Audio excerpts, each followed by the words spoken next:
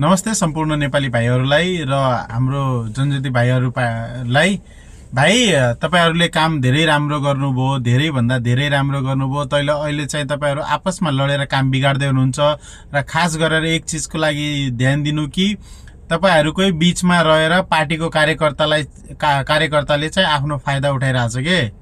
यति बुझ्नु है। तपाईहरुको बीचमा गएर तपाईहरुको बीचमा भएर पार्टीको कार्यकर्ताहरूले यसलाई उलाई भनेर यसलाई प्रधानमन्त्री यसलाई उलाई गरेर भनेर उसले पार्टीले उछालिरहेछ र काम तपाईहरुको बिगाडिरहेछ। त्यो मान्छेलाई ध्यान दिएर गर्नु होला। त्यही भएर तपाईहरु ध्यान दिएर राम्रोसँग सोच विचार गरेर कदम उठाउनु होला है। फेरि तपाईले गरेको मेहनत त्यतिकै वेस्ट जान्छ। यत्रो भाइले ज्यान गुमाएको मेहनत वेस्ट हुन्छ के भाइ। त्यही भएर प्लिज भोलिसम्म जसरी भए पनि निर्णय गरेर झै झगडा नगरेर राम्रो प्रेमले र कुन कानुन गर्ने ल ठीक छ। हर्क साम्पामलाई नै तपाईले प्रधानमन्त्री बनाउने हो पछि पुरै उसको हातमा 5 वर्ष तपाईले दिनुपर्छ र बालेनलाई प्रधानमन्त्री बनाउने हो भने चाहिँ बालेन भाइलाई पनि तपाईहरुले पुरै 5 वर्ष दिनुपर्छ।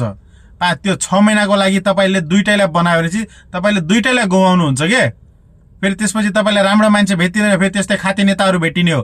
जस्तो अहिले भाइले भनिरहेछ नि म रापरवाको पार्टीको कार्यकर्ता हो भनेर, उसले गरम तवामा हात सेकिरहेछ के त्यो खातेले। बुझ्यौ कि नै भाइ। त्यही भएर तिमीहरूले आफ्नो काम गर्नुस् के, राम्रोसित गर्नु र पार्टीको मान्छेलाई अलि ध्यान दिनु भित्रभित्र। नमस्ते सम्पूर्ण नेपालीलाई। म हरेन्द्र ओडबाट शीतल कार्कीज्यूलाई धेरै धेरै बधाई छ हाम्रो देशको प्रधानमन्त्री बनिदिएकोमा। र उनलाई म एउटा माग के गर्न चाहन्छु भने चाहिँ प्रधानमन्त्रीज्यू, हाम्रो देशमा धेरै विभिन्न किसिमको घुसपेठीहरू पसेको छन् हैन। खास गरेर बङ्गलादेश, पाकिस्तान, त्यहाँबाट जो इन्डियन बनेर त्यता भिख मागिरहेछन् र त्यति यताउता गरिरहेछन्। खास गरेर तिनीहरूमाथि ध्यान दिएर उनीहरूलाई आफ्नै देशतिर फर्काउने गरिदिनु होला। त्यो चाहिँ हाम्रो देशको लागि धेरै राम्रो काम हो। र खास पारेर अहिले जो हाम्रो सामुदायिकमा यो मुस्लिम क्यान्डिडेटहरू छन् हैन, बाहिरको मान्छे जो पर्टिकुलर नेपाली होइन, र खास गरेर हाम्रो नेपालमा मुस्लिम कहाँबाट आयो अहिलेसम्म हामीले यत्रो वर्षमा देखेको छैन र हजुरले पनि सायद देख्नु भएको थिएन होला। र अहिले मुस्लिमको जनसङ्ख्या कहाँबाट आयो तिनीहरूलाई त्यहाँबाट खदेडेर आफ्नो तिनीहरूको स्थानमा पठाउन अनुरोध गर्दछु। र अर्को कुरा चाहिँ के भयो भनेपछि मेरो तर्फबाट फेरि एकपटक हजुरलाई धेरै धेरै बधाई छ है।